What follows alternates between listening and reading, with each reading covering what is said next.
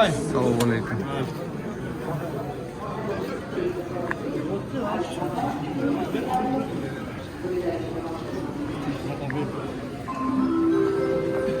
Мыктыбек Оралбай уулу келди. Жаңа эле.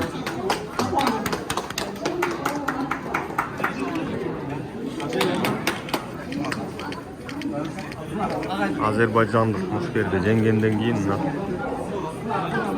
Саймадан мыкты үй интернети жана ТВ менен бирге жайды карай. Интернет секундасына 300 жана 500 мегабитке чейин. Ылдамдыгы тим эле кайф. 220дан ашык телеканал. Ар кандай табит үчүн. 5 онлайн кинотеатр. Тасмалар, сериалдар жана мультфильмдер акысыз. Кубаттуу гигабиттик Wi-Fi роутер акысыз.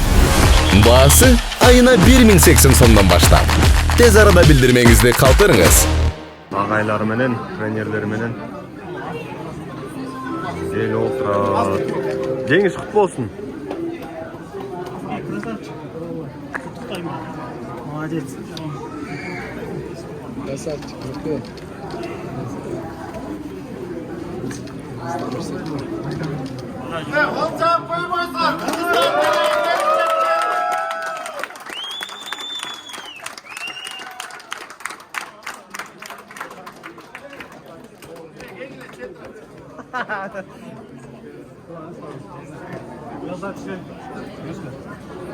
Birazdan devam.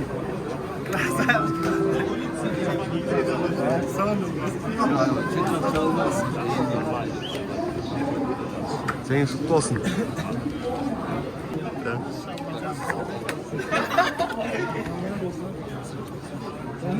Биз алдын ала үйдөн даярдалган тапшырма болду окшойт.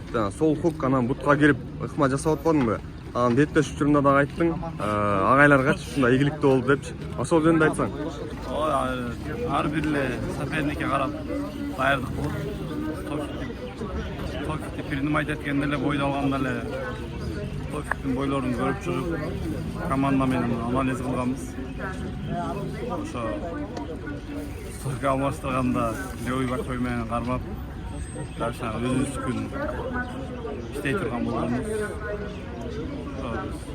Машыгуда аябай акцент ошо досрочный победага аракет кылганбыз. Аллах таалам насип кылып убактына мөөнөтүнөн мурда болуп. Келишим боюнча жаңылбасам 70 килограммда 4 беттеш болчу.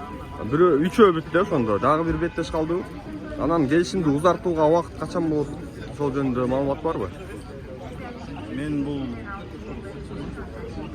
2 бой урушуп эле жаңы контракт алгам. Азыр мен жаңы контрактымда бул 2-чи бой. Анан Данабайт айтпадым, беттештен кийин келип мага чемпион болом деп айтты депчи. Ошол Данабайтка эмне деген сөздөрдү айттың? Ошол жөнүндө бизге маалымат берип койсоң. Жеңиштен кийин Данабайт сеткенин астында отурган. Буюрса Алла таалам насип кылган болсо чемпион болобуз десек, аракет кылсак чемпион болосун деп Алла азат сөзүн айтты. Бул жакка даярданып атканда мен